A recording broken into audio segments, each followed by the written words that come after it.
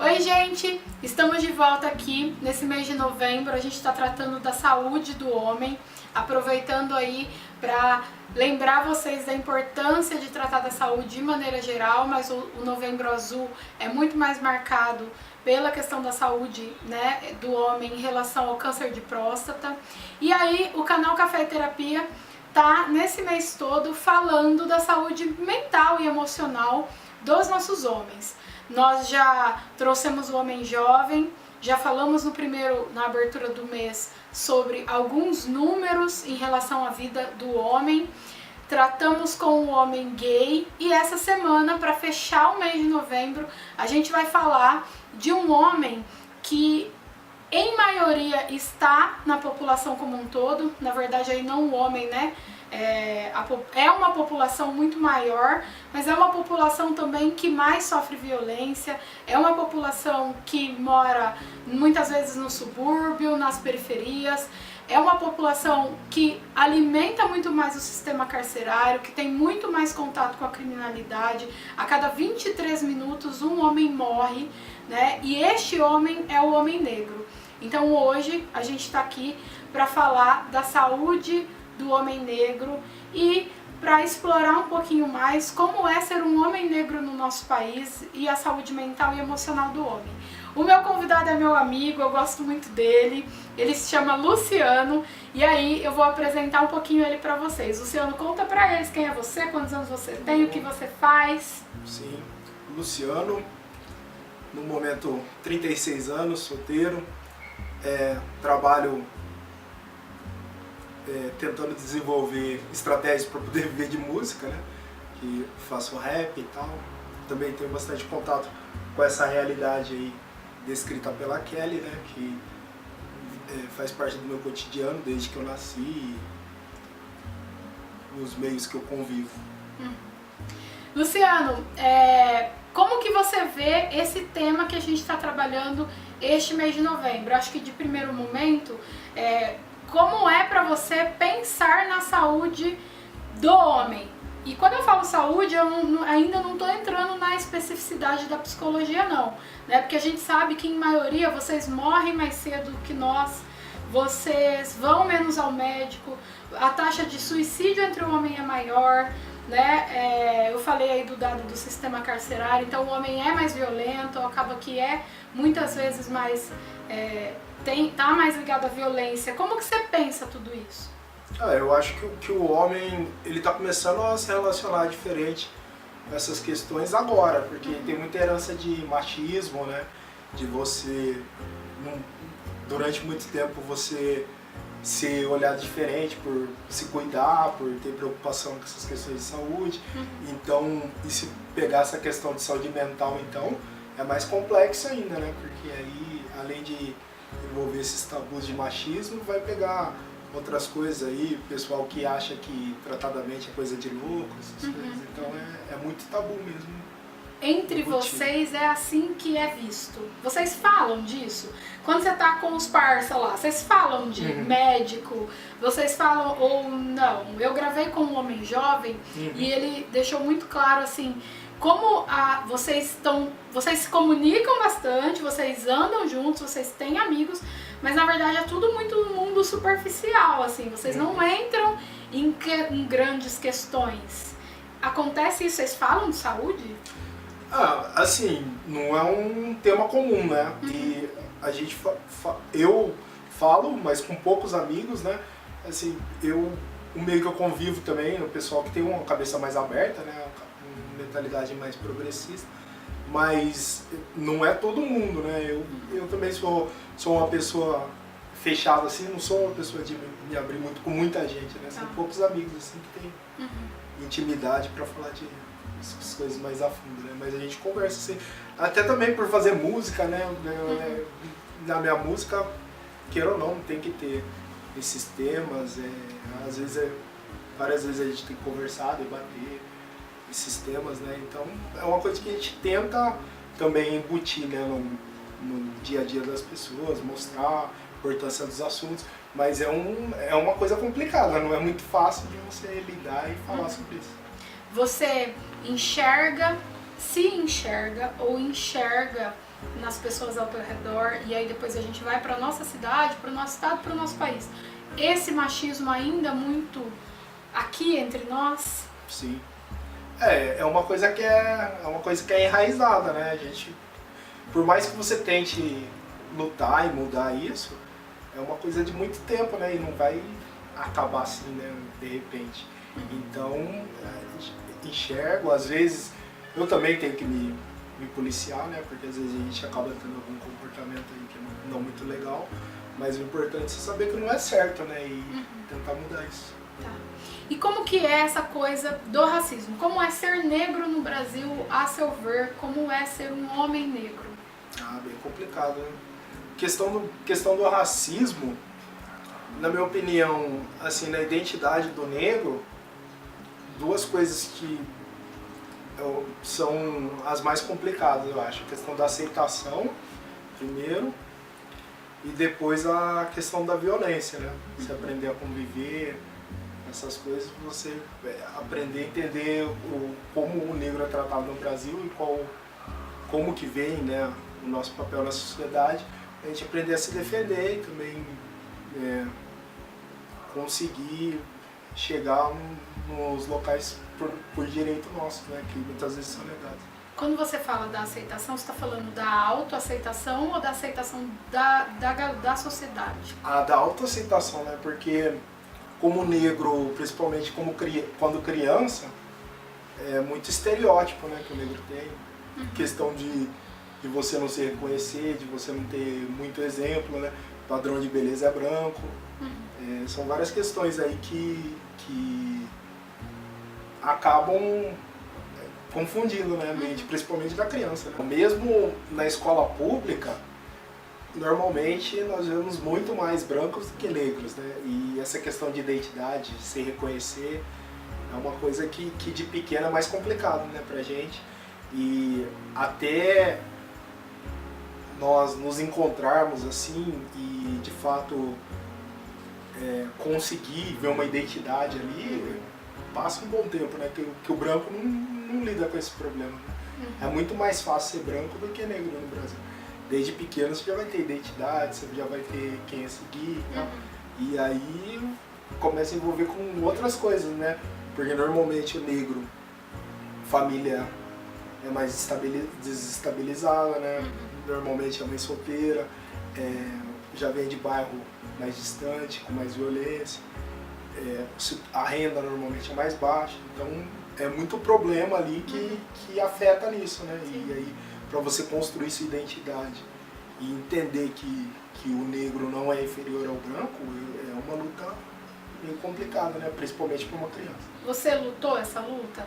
E aí a gente tem também a questão, de repente, você sentiu algum privilégio por ter o olho claro? Né? Você sentia a diferença de tratamento quando você era menor na escola em relação ao teu amiguinho, que também é negro, mas que não tem olho claro? Então, eu lutei bastante nessa época, porque assim, principalmente minha época de escola, anos 90 e tal, o mundo não era igual hoje, né? Era bem mais pesado essas questões aí de racismo e tal. Não eram coisas tão combatidas assim, né? Então eu, de fato, presenciei e vivenciei isso. Questão do olho claro, na infância não tanto, foi mais na adolescência, né? Na época das menininhas, aí tem algum... Tinha privilégio. Algum privilégio, Entendi. Mas de pequeno não. Entendi. É interessante porque o olho claro é só um detalhe, né? Mas que quando a gente fala desses temas, é um detalhe que não dá para desconsiderar. Sim. Né? E aí, é tão complexo esse assunto, porque a gente sabe hoje, no início do vídeo eu falei em relação a sermos maioria. As pessoas negras no nosso país, nós somos maioria em relação às pessoas brancas, né? Só que aí a gente também é tido como uma minoria da sociedade e aí a gente tem todos esses números nos colocando como inferior e você dizendo, muito bem colocado, da questão da falta de referência. Como que nós não temos referência se somos maioria? Porque a estrutura é toda branca, né? Se pegar na televisão, por exemplo, você vai ver que uma proporção aí de uns 50 brancos para um negro, né? É muito desigual, né? Você pensar que você está na Suécia, que você está na Europa, porque não é representado isso. E aí isso vai para todas as escalas, né? Agora, quando começou a ter mais política social, mais acesso à universidade, outros espaços, isso está mudando um pouco.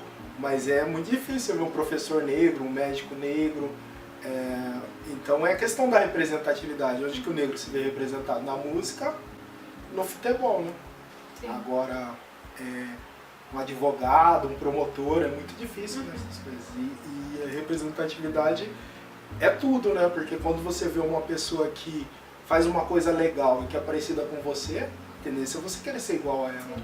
Agora, se você só tem exemplo negativo, isso vai, de fato, acredito que vai ter um efeito na personalidade, né? Ainda mais de criança, né? E na autoestima. Sim. O que eu vejo muito no consultório, e aí não somente da pessoa negra, mas no geral, né, em consultório de psicologia, é uma demanda enorme de insegurança e baixa estima.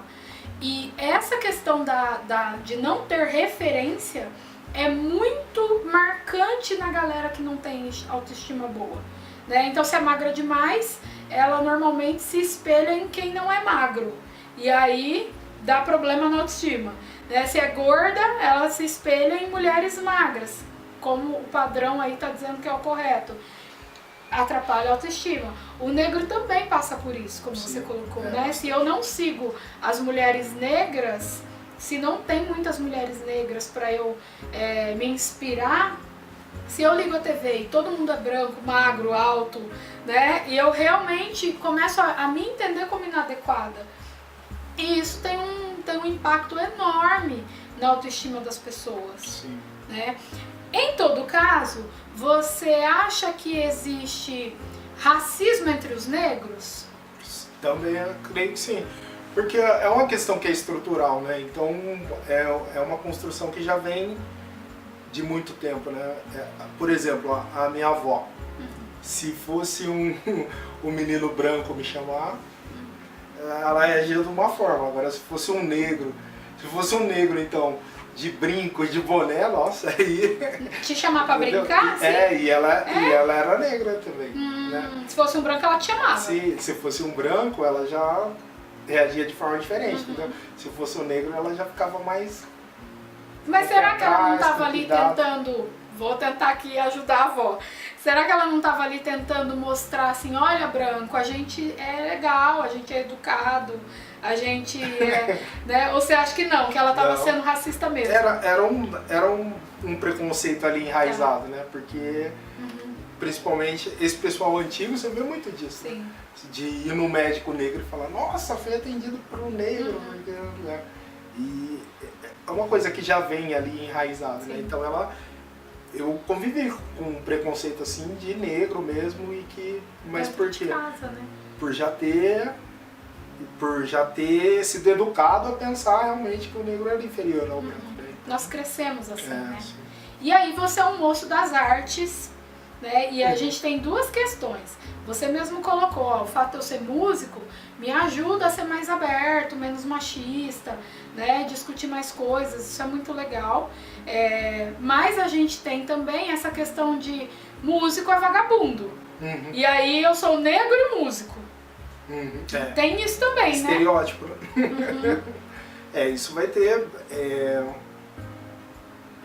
questão de construção, né? E ainda mais rap, né? Que já foi muito marginalizado. Agora é CUT, né?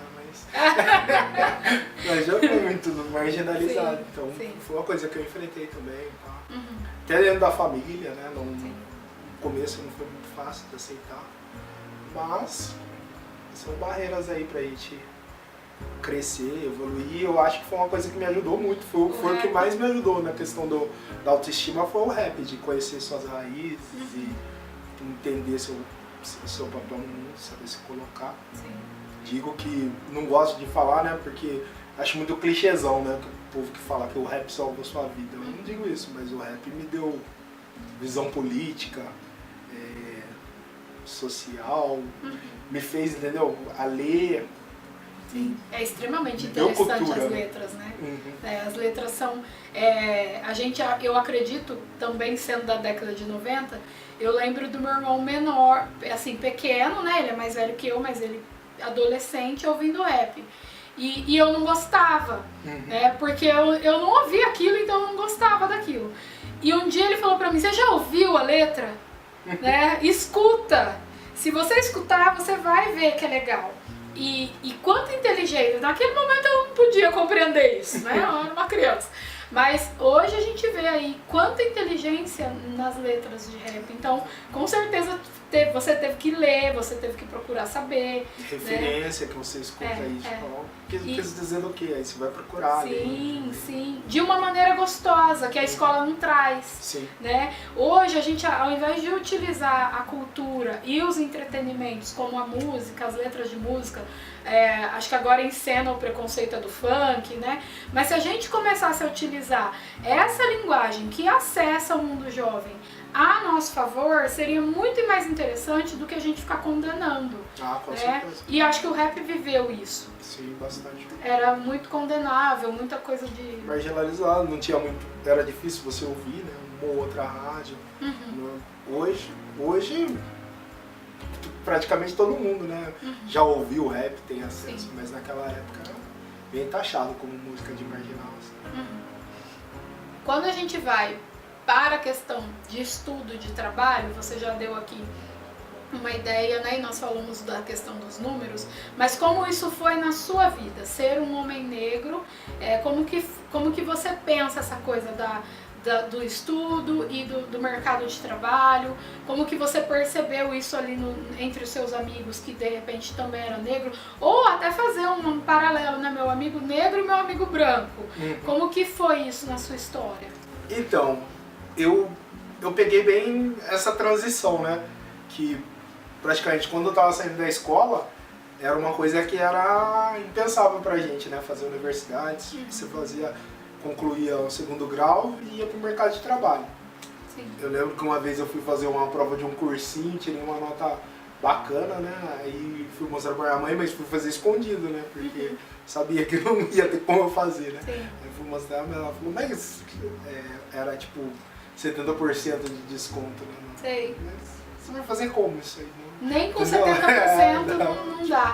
Daí, entendeu? Era uma coisa que era inatingível pra gente. E aí, a partir de certo ponto que começou, né, a ter mais acesso, política de cota, essas coisas, ProUni, aí eu vivi mais ou menos essa transição, né? Mas a gente foi educado a acreditar que a universidade era para branco e era para quem tinha dinheiro, né? Hoje, espero que continue, né? Uma coisa que está mudando aí no Brasil. E a questão do mercado de trabalho o negro, ele sempre vai ser olhado diferente, né, no Brasil. Essa questão. Aí entra também aquele negócio que você falou, de ter olho claro, de ter o cabelo mais misturado, né? Assim, nessa parte me ajuda, né? Mas no Brasil, questão quando pede aparência, é meio que um racismo velado. Então, nem com essa questão do desconto era possível fazer o curso. Na verdade, a tua nota foi só para mostrar para ela, mãe, sou capaz, né? Embora não dê para fazer ainda, eu sou capaz. A realidade do Brasil com o negro, essa coisa de igualdade, de salários iguais, vem desde a época da escravatura, né? Uma vez que houve aí a liberdade para o negro, mas nenhuma oportunidade. Então, tá aqui, você é livre, mas agora você vai buscar os recursos e eu vou te dar recursos inferiores aos meus. Então, o quanto que estava velado ali que você não é igual a mim, né? A gente se manteve na desigualdade mesmo após a escravidão. Não mudou muito. Hoje ainda temos aí um dado dizendo que para igualar o salário do homem negro ao homem branco, a gente vai ter que ir até 2089. Então, se continuar no crescimento como está hoje, se continuarmos com acesso às escolas e às universidades como hoje, né? Então ainda naquela época o negro precisou, tá, o que eu vou fazer então com essa liberdade? O que me é dado de oportunidade? Me é dado limpeza, né? Quais são as oportunidades reais que eu tenho? Se eu ganho menos, como que eu vou pagar estudo para os meus filhos? Como que eu vou dar acesso à cultura para ele? Né? De certo modo, eu não sei dizer aqui, eu não sei a história do rap, mas de certo modo, o rap eu imagino que tenha sido criado no meio disso tudo, né? Foi uma forma de denunciar essas questões, né? Sim. O rap surgiu dessa forma. E tanto, fazendo um paralelo a essa questão aí que você estava falando, para mostrar como é o racismo, né? Nessa época, teve a época da imigração, que vieram os italianos, pessoal da Europa, para cá, né? Para trabalhar na lavoura, essas coisas, depois da escravatura, né? Do final. Os negros que foram libertados não ganharam nem terra, né? Aí começou a surgir favela, invasão, essas coisas. Os italianos vinham para cá, ganhavam terra, né? Também não era uma condição de trabalho, boa igual ao que o pessoal tinha aqui, né? Os ricos brasileiros. Sim. Mas pelo menos eles tinham terra, tinham do que se subsistir, né? Trabalhar ali na terra e receber um salário para se manter. E isso com os negros não teve. Que já estavam aqui, né? Foi aquela visão mesmo de sub-raça, né? Como se fosse inferior realmente. E por isso, né? Esse atraso não muda em 10 anos, em 20 anos. Não, e ainda vai aí pela frente, né? Vai mundo afora. Junto com tudo isso, a criminalidade, né, Luciano? Essa coisa das batidas policiais, essa coisa do amigo branco que não toma batida policial. Isso acontece no dia a dia? Como que é isso? Eu acho que a mulher, nesse ponto, mesmo eu negra, eu sou, né, acabo sendo mais privilegiada que vocês homens. Para o homem é mais complicado, né? Porque você convive ali com o crime, convive com o racismo, né? Com essa questão aí da polícia, e você, à noite, por exemplo, você tem mais medo da polícia do que do crime, né? Porque a polícia te vê como um estereótipo do crime, né? Teve um tempo aí atrás que divulgaram aí uma orientação que a polícia de Campinas tinha, né, era bem estereótipo mesmo do negro, né, que eles orientavam ali qual era o perfil dos jovens que deviam ser abordados, né, e era um negro. Era um negro ali, descrito, né, negro, pardo. E detalhe que às vezes o policial é negro e ele... tá ali naquele sistema ali. Sim. Aí, então, sempre foi mesmo uma questão que de pequeno a gente aprende a lidar, né? E essas coisas ajudam também a adoecimento mental. E endurecer a gente, né? Sim, assim, também. Normalmente o negro é mais, né? Tem uma casca mais grossa, assim. Mas é por isso, essas coisas que a gente passa, né? A questão, desde pequeno, são questões que a gente lida e que, de fato, eu acredito que tem uma interferência grande, assim, na nossa forma de ser, de agir, pensar. Sim. E aí, Luciano, falando disso, né, você falou da casca grossa, e eu estava entendendo que era a questão, porque é a parte que me cabe, né? Por exemplo, no consultório, eu acho que nem 1% da minha população é negra. Pensando especificamente no consultório. Na realidade, eu não trabalho pensando muito nisso, né? Paciente é paciente, homem, mulher, negro, não importa, né? A psicologia, ela precisa estar num patamar que isso não entra muito em questão, porque o acesso ao psicólogo, o acesso à saúde mental tem que ser para todos. Né? E muitas vezes eu vejo que as pessoas esperam o psicólogo mais levantador de uma bandeira específica, né? Então, você está tratando esse cara escroto. Sim, né? Quem sabe, se eu fizer um bom trabalho, a gente não melhora alguma coisa. Exatamente por ser, né? Escroto, de repente precisa, né? Já tô dizendo o que eu já escutei, né? Então, a gente vai tratar todo mundo que chegar.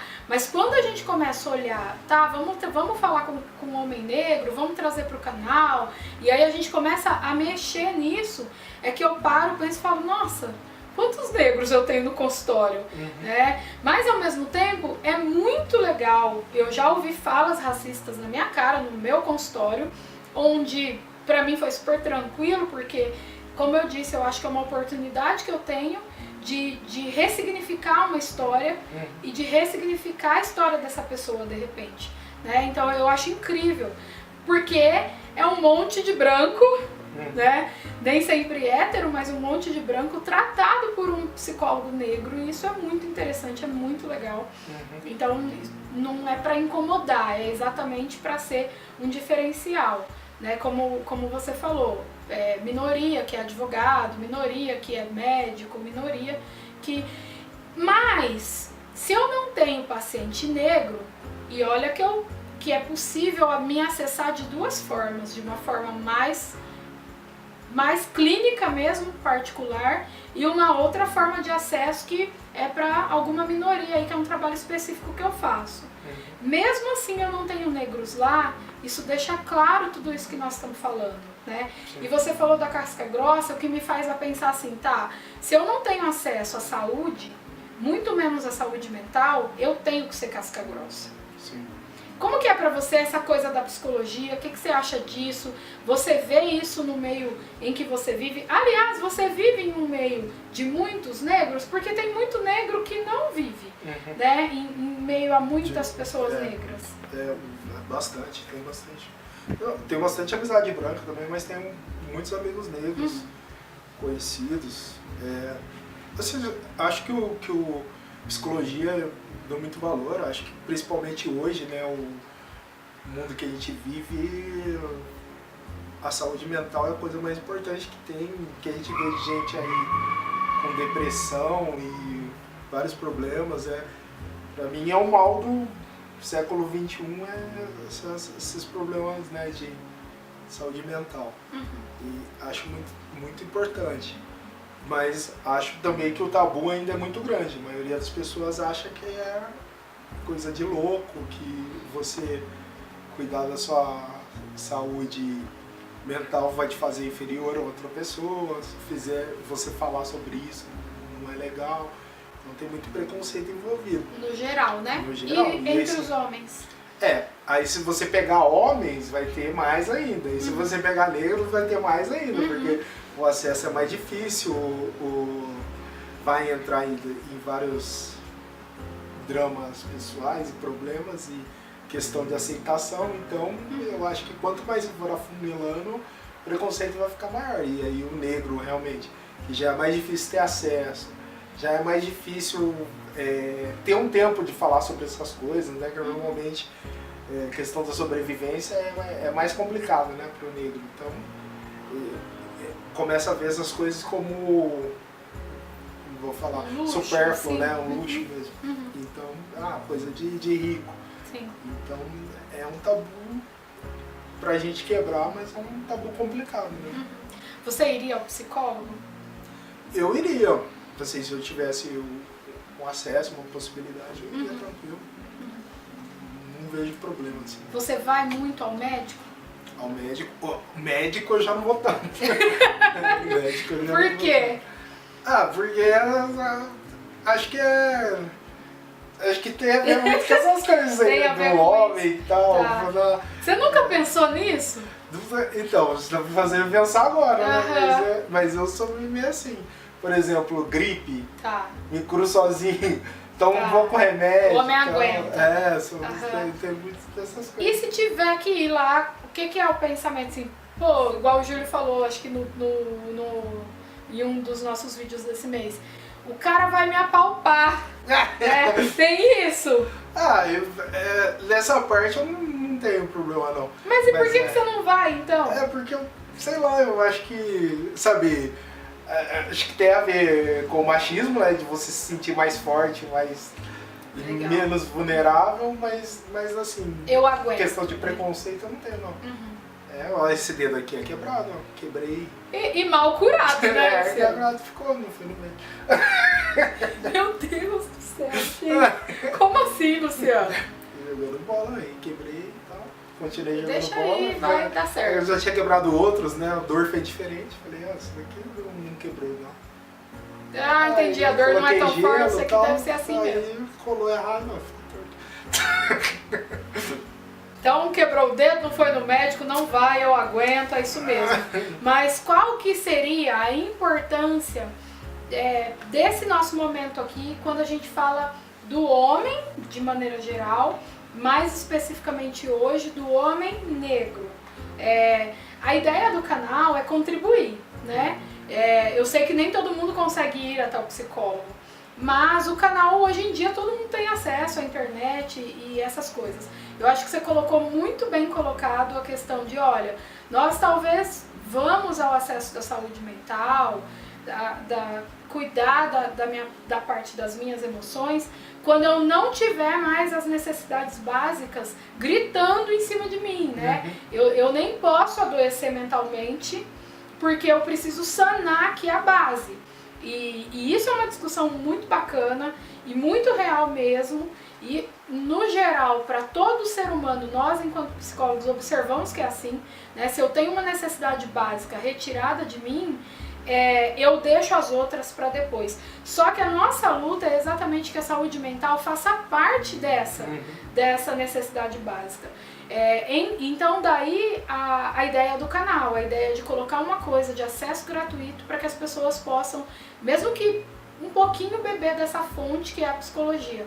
Então a ideia é essa. Você percebe essa contribuição, né? Qual que é a importância da gente ter um espaço para falar da saúde do homem, mas sobretudo hoje para falar da saúde do homem negro, né? Quem é esse homem que ele não tem oportunidades? Como a gente falou, isso é do tempo da escravidão, mas ainda é muito importante falar. Sim, a questão da representatividade, né? Porque quando você vê uma pessoa que se parece com você, que se assemelha a você, que enfrentou problemas parecidos com o seu, que tem uma realidade parecida com a sua, falando sobre algo, é mais fácil de você ter uma empatia ou de você ouvir aquela pessoa, né? Do que de repente quando você está vendo uma pessoa que não tem nada a ver com você, está falando uma coisa ali que não faz sentido para você, ou então uma pessoa que não tem nada a ver contigo, mas está querendo falar da sua realidade que na verdade ela não vivencia, não conhece. Que é o lugar de fala, né? Aí é uma situação mais complicada, né? Por isso que eu acho que a representatividade é muito importante, né? Sim. Porque quem vê você falando e se identifica com você, vai falar, pô, aquilo ali pode ser pra mim também, né? Não é só pra determinado perfil de pessoa. Sim.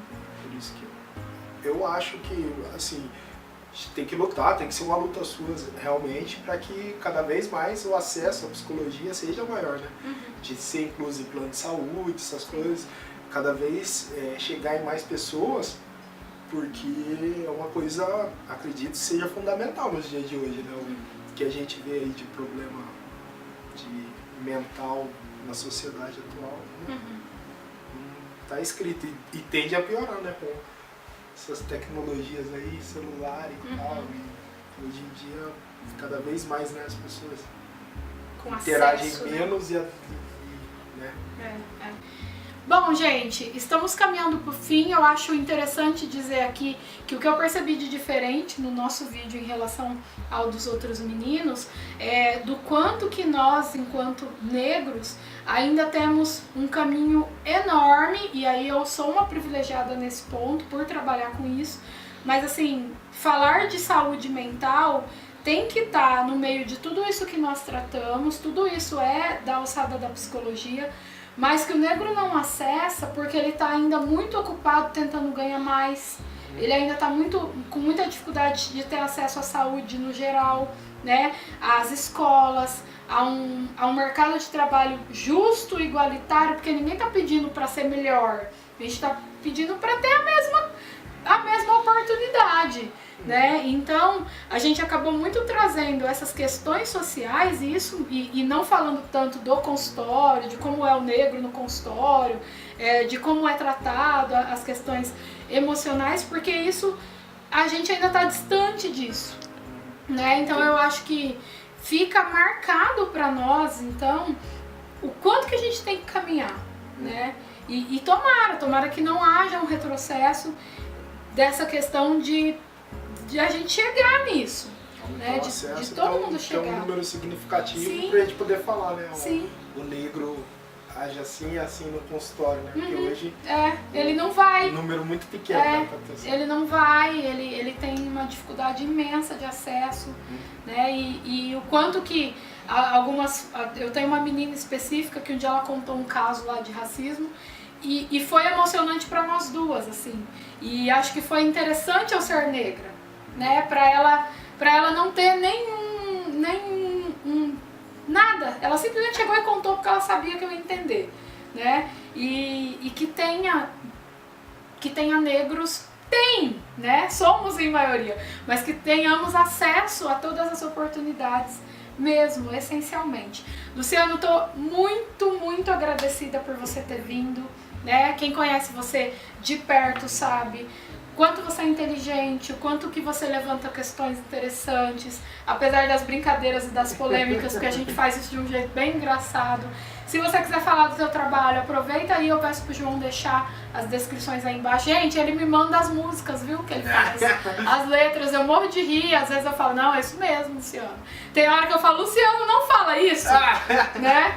Tá me ajudando aí, ó, estamos terminando aí um trabalho bacana, era um disco aí, um EP com 6 músicas, 7, né, um remix, e tem um álbum aí que vai sair semana que vem também, se Deus quiser, né, dia 25. Vai sair junto com o vídeo quase, né? Dia 25 eu quero lançar uma coisa aí, que tá bem encaminhado, e estamos trabalhando, né, fiquei um tempo aí afastado aí de férias, né, mas estamos voltando de férias e fazer um barulhinho aí, quando tiver novidades eu mando pra você. Tá. Quem gosta de rap, segue ele. Eu vou pedir pro João deixar o Instagram dele aqui embaixo, tá bom?